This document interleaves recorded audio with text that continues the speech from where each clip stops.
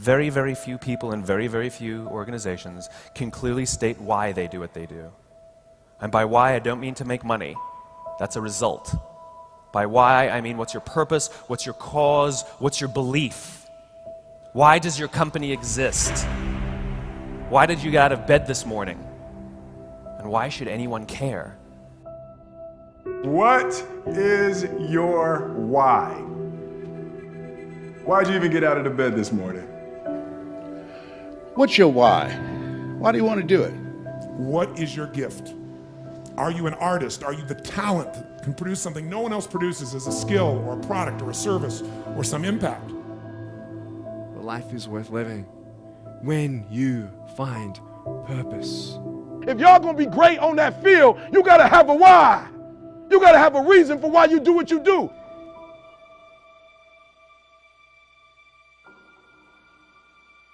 You can write everything down if you want to. Be brave enough to write every one of your goals down. But I'm going to tell you something. Life's going to hit you in your mouth, and you got to do me a huge favor. Your why has to be greater than that knockdown. And I love it. Buster Douglas got knocked out. Nobody ever got knocked out by Mike Tyson and ever got back up.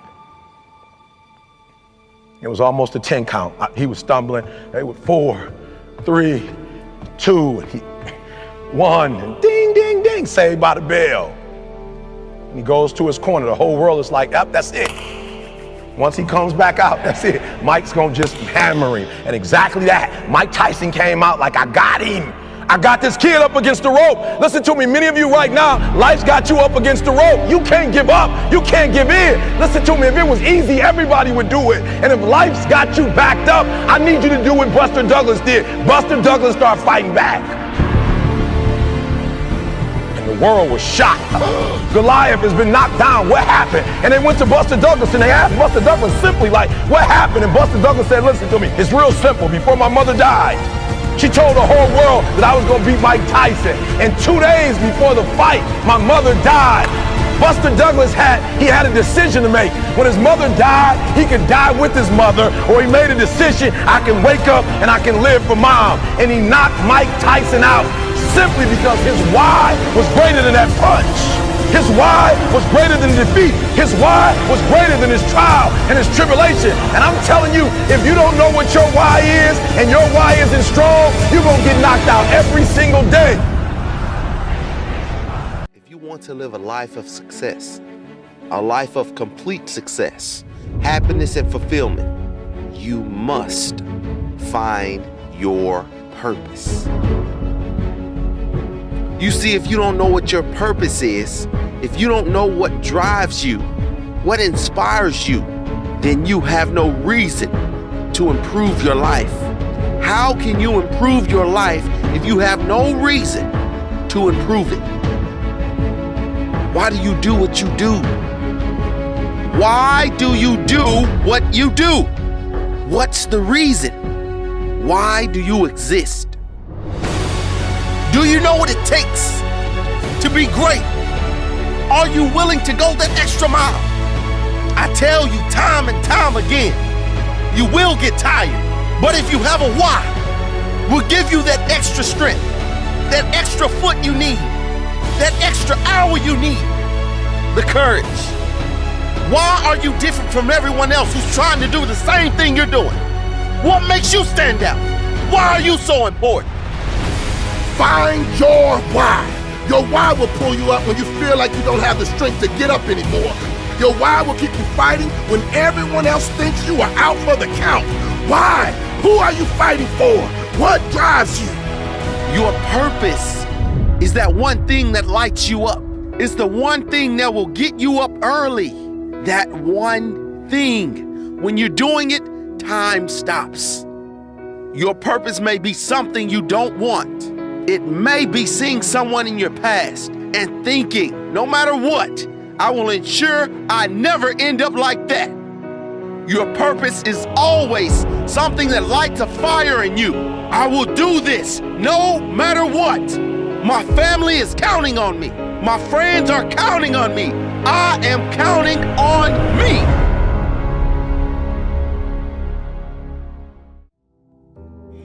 And you may even think you know who you are because you've been living a certain way, but I'll tell you how you'll know. You'll feel euphoric, you'll feel strong, you'll feel unlimited, you'll feel free.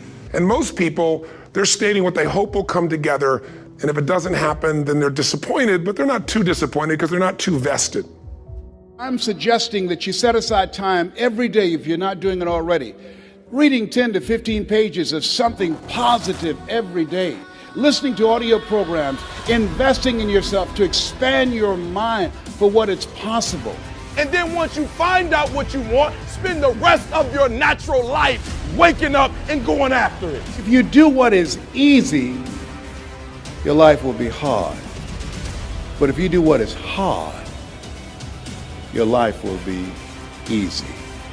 Winners win and losers lose. I love my life. Do you want to know why? Because I've seen the purpose.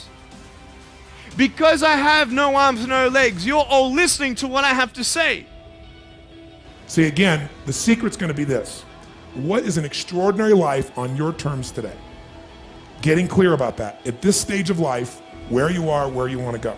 It's about how can I find the gift I have to give the world? And how can I give it in a way that truly adds value? Not I think adds value, but the people receiving it, they vote with their feet and say, this truly makes a difference in my life. What I'm suggesting that you operate out of a larger vision of yourself. I want you to see yourself doing what you want to do, experiencing what you want to experience it, having what you want to have, doing what it is that gives your life some meaning and value. Most people are not really entrepreneurs, but they think that's what they should be. They think that's the sexy thing, that's the most attractive thing, that's the best answer. And what I say to you is, you gotta separate the vehicle from the outcome. What is it that's gonna truly fulfill you? What is it that's gonna give you that extraordinary life? What's gonna make things magnificent on your terms, not somebody else's terms, not your father, your mother, your background? What is that really? Separate the vehicle, because there's many ways to get to that vehicle. Nick, I don't know what my purpose is. I don't know. My parents want me to do this. My teachers want me to do that. My friends think that I should do this, and I don't know what to do. And you're torn, man. You don't know what to do. You have to make important decisions, man. You don't know what to do. Who do you believe? The major key to your reaching your dream, your living up to your greatness, your making your contribution is you. I believe all of us have some purpose for being here. The problem with some of y'all, the reason why you don't give 120% every doggone time you get on the field, because you ain't got a why for what you do.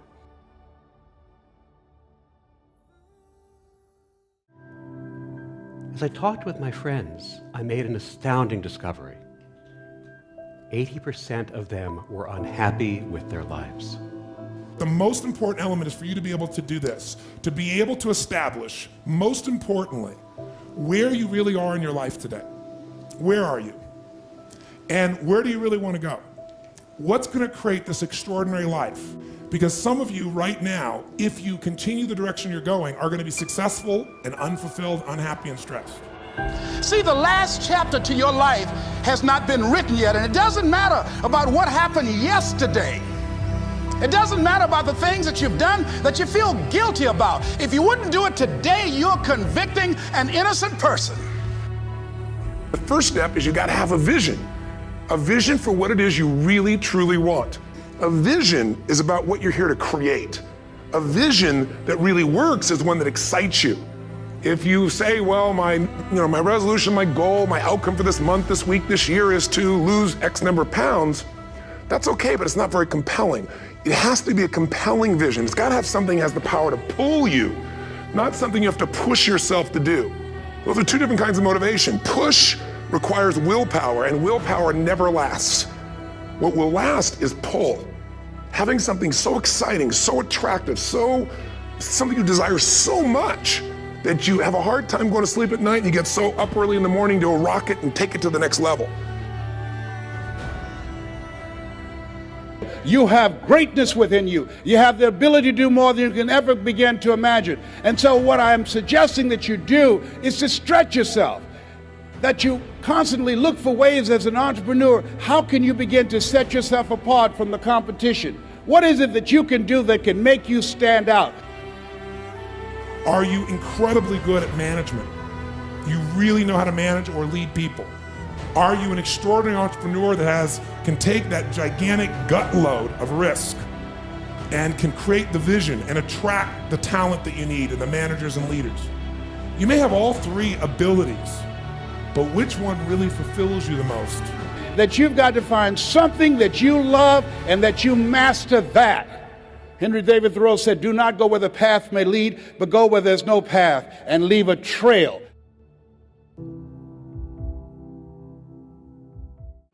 My mom wanted me to be a truck driver because that would mean I would make $24,000 a year if I went to Truck Masters, and that would be twice what my father made. And she thought that would happen, but something inside of me said, I don't want to drive a truck. There's something else that matters more to me, and I decided I was not going to go for money instead of passion.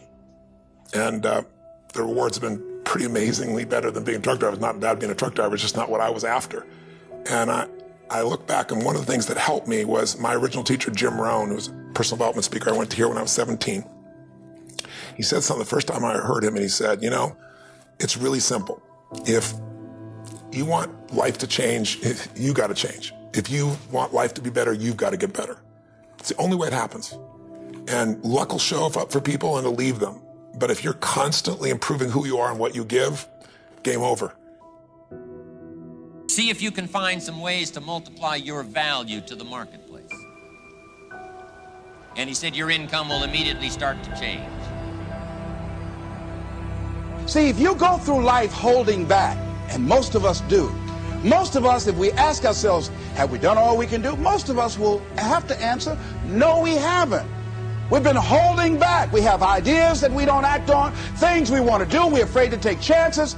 We go through life trying to seek security and not coming outside of our comfort zone, and we take most of our stuff with us to the grave. Up until then, I was hoping that the economy would change. I was hoping that my company would change. I was hoping that my paycheck would change. I was hoping that circumstances outside would change. And then here's what I found out. It isn't going to change. So then my question was, if it isn't going to change, how will my life ever change? And here's what my teacher taught me. When you change, everything will change for you. And I'm saying that the fact that you're still here, that you're still breathing, you've got some more work, and you owe it to yourself. You owe it to yourself. So when you get up in the morning, that you can look yourself in the face and say, hey, I'm living my life on my terms. Change your question, change your life.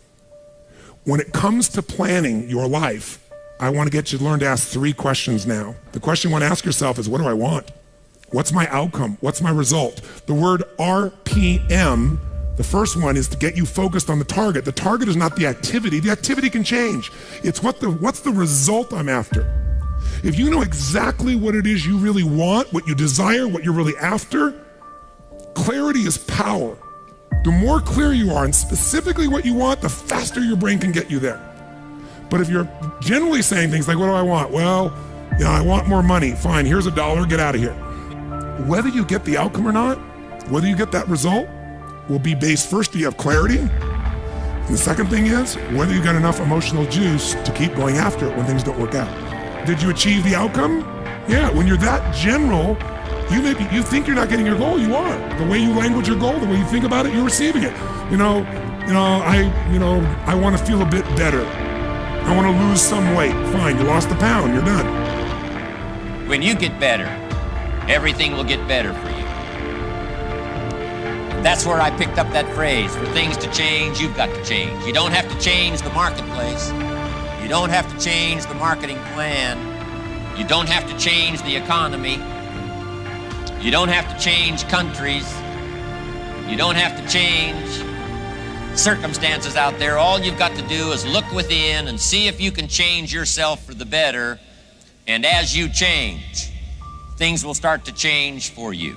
What's the result I'm after? What's the ultimate result? What do I want out of this week, out of this thing, out of my business, out of my life, for my body? Don't concern yourself too much with how you're going to achieve your goal. Leave that completely to a power greater than yourself. All you have to do is know where you're going. The answers will come to you of their own accord. Here's my best advice. Welcome all experiences. You never know which one is going to turn everything on. Are there going to be some moments when you want to give up? Yes. Will there be some moments when it's going to seem like it's impossible? The pain that you're experiencing, the disappointment that you're experiencing, that you're going to say, it's not worth it? Yes, that's going to be right there for you. It's going to be in your face, telling you to go back. Unchain your mind from the imprisonment of fear. Unchain your mind. It's been encaged with doubt. Unchain your mind. Loose yourself. Let yourself free from the binds of average, from the binds of normal. Loose yourself from intimidation. Let yourself free. Let your mind go. Shift your focus. Your focus, your intensity, your drive, your everything should be put into the amount of effort that you are going to put into that attempt. You cannot fail. You cannot fail if you give 100% of your effort.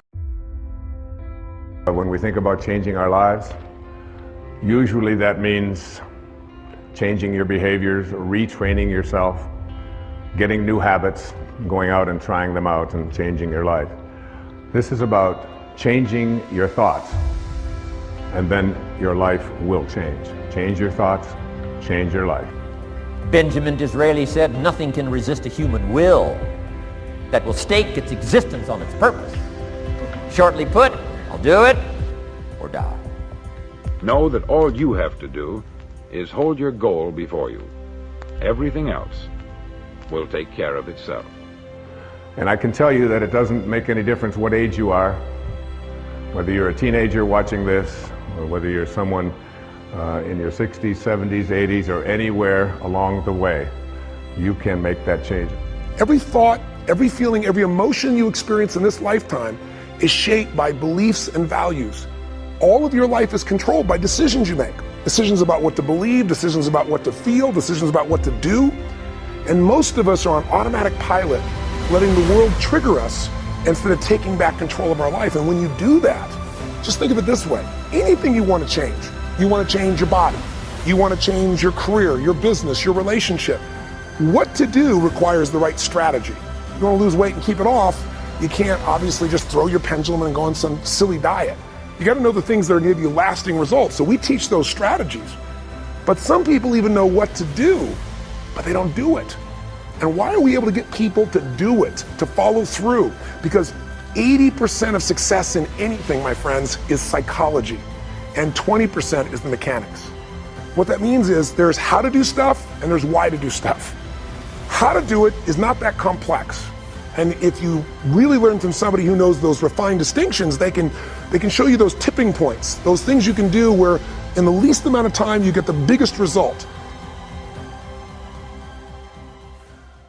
As you look at yourself as a business operator, as you look at yourself as an entrepreneur, as you look at yourself as a person that want to make a mark with your life, that want to leave a legacy, you've got to be hungry. It's better to be prepared for an opportunity and not have one than to have an opportunity and not be prepared. You want to find people who master that because success leaves clues. And that's the same thing I'm suggesting to you.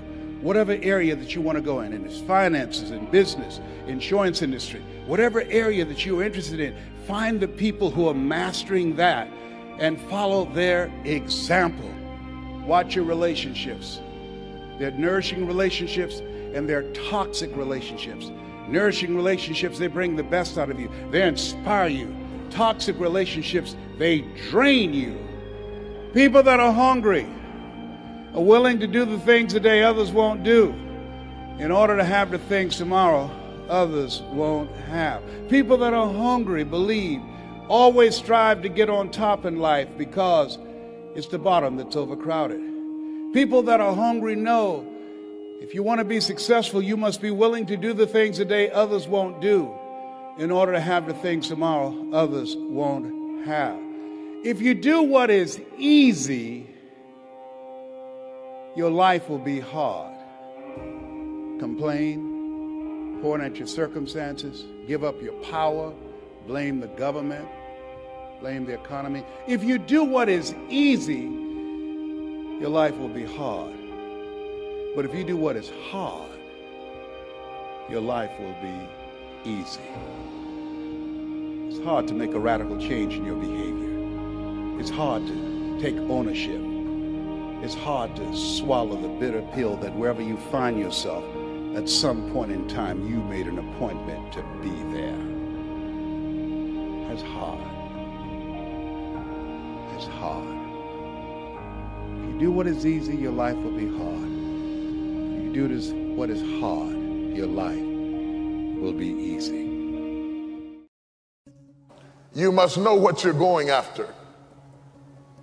You must know what you are going after. You can't live your life meandering around hoping you hit something, and whatever you hit, you say, that's what I was aiming at. You have to have a specific target in mind. Most people don't succeed at getting what they're going after because they don't take the time to research what they're going after. They ask for things and then see if they want them. But you have to be careful about that, because if you ask for something, you might get it. You need to be sure that that's what you want to see happen in your life. Know what you're going after. So before you go after it, ask God, is it yours? Because if it's not yours, and the only reason you're going after it is because it looked good on somebody else, you begin to covet what belongs to somebody else. Most people want everything they see somebody else with. They buy clothes that don't look good on them. They wear hairstyles that don't look good on them.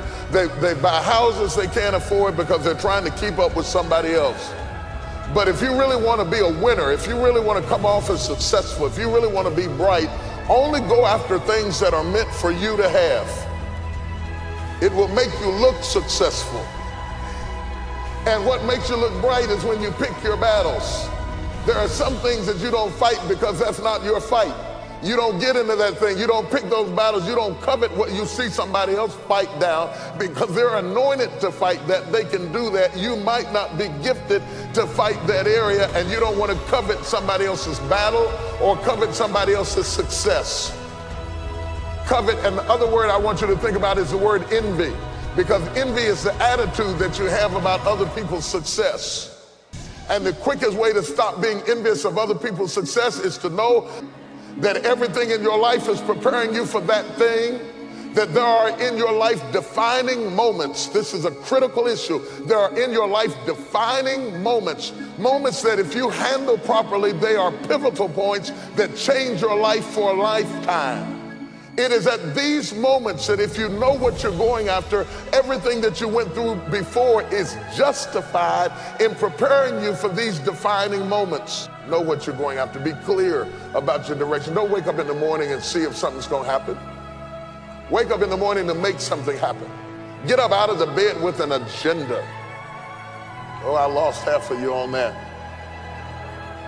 Because you're just so happy that you got up. You don't care what does happen. You say, well, at least I'm up.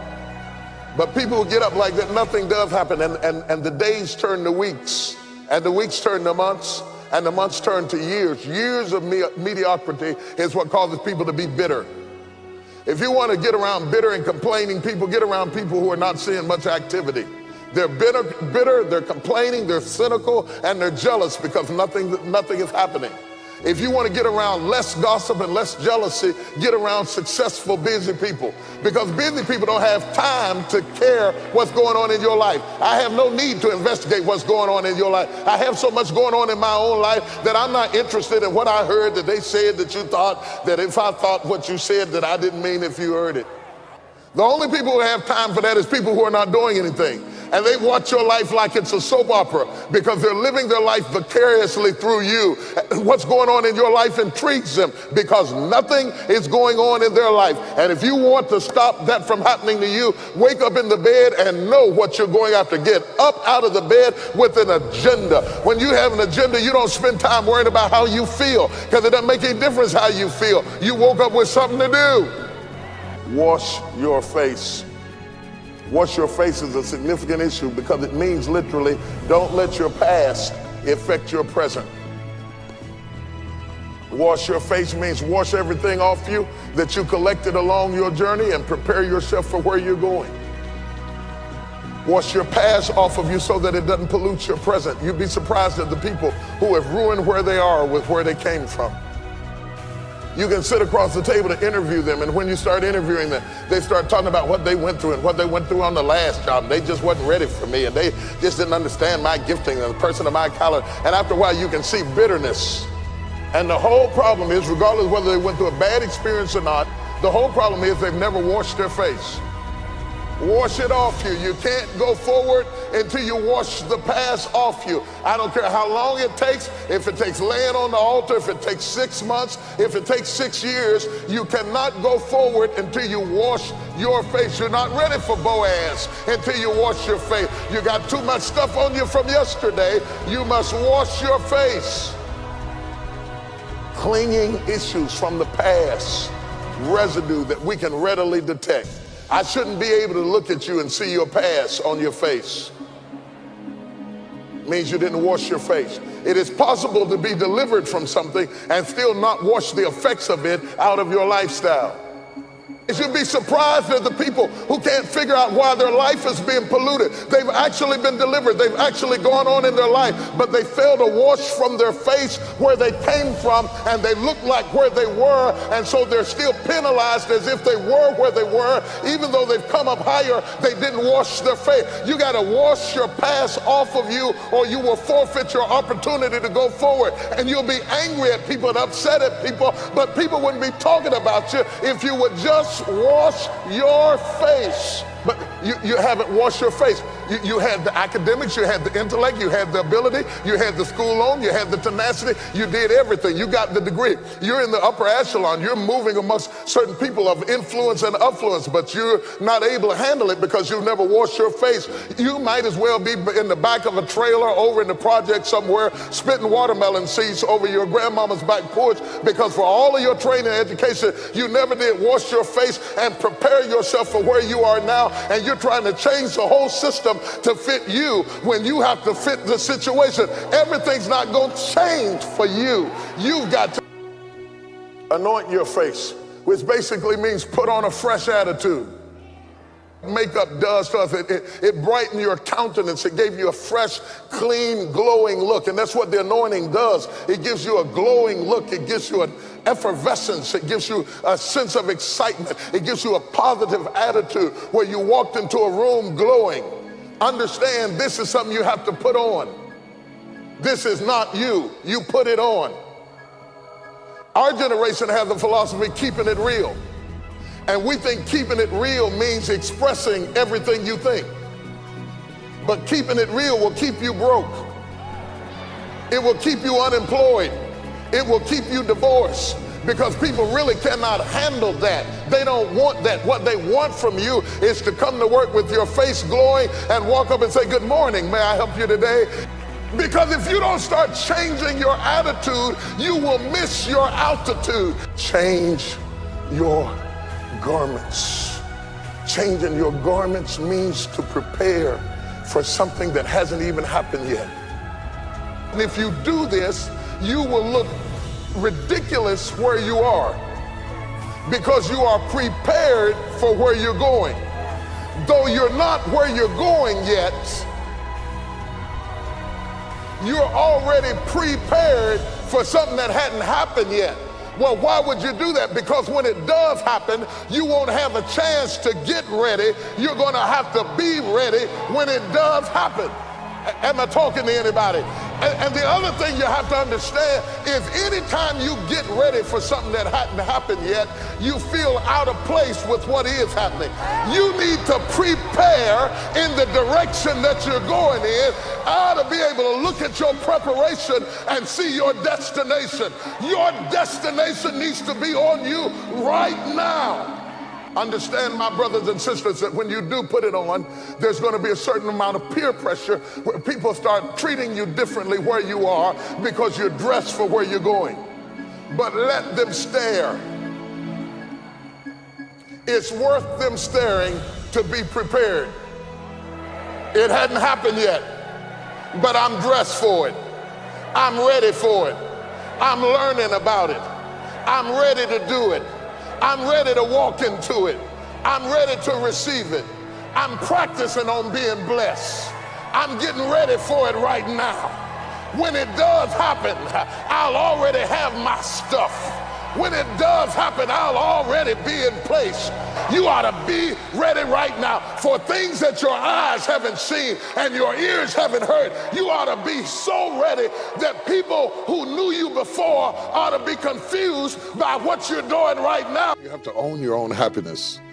Take it away from other people demanding that they make you happy. Your kids are not going to make you happy. Your spouse is not going to make you happy. A big house is not going to make you happy.